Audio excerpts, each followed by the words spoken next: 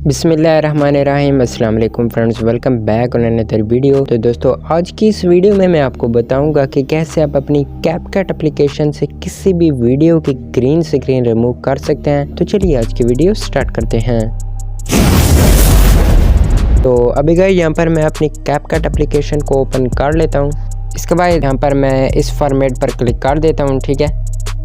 इसके बाद जैसे कि यहाँ पर ओवरले पर क्लिक कर देता हूँ, ऐड ओवरले पर क्लिक कर देता हूँ और यहाँ पर मैं एक वीडियो सिलेक्ट कर लेता हूँ जिस वीडियो से मैंने ग्रीन स्क्रीन रिमूव करनी है। और सिंपली मैं यहाँ पर इस वीडियो की ग्रीन स्क्रीन रिमूव करना चाहता हूँ, सिंपली ऐड पर क्लिक कर देता हूँ। इसको अब कैसे रिमूव करना है, सिंपली आपको इस तरीके से स्क्रॉल करना होगा और यहाँ पर आपको क्रोमा की वाला आइकन देखने को मिलेगा। सिंपली आपको इस पर क्लिक कर देना है। इसके बाद यहाँ पर आपको इस डॉट को इस ग्रीन स्क्रीन पर रख के छोड़ देना है इस तरीके से।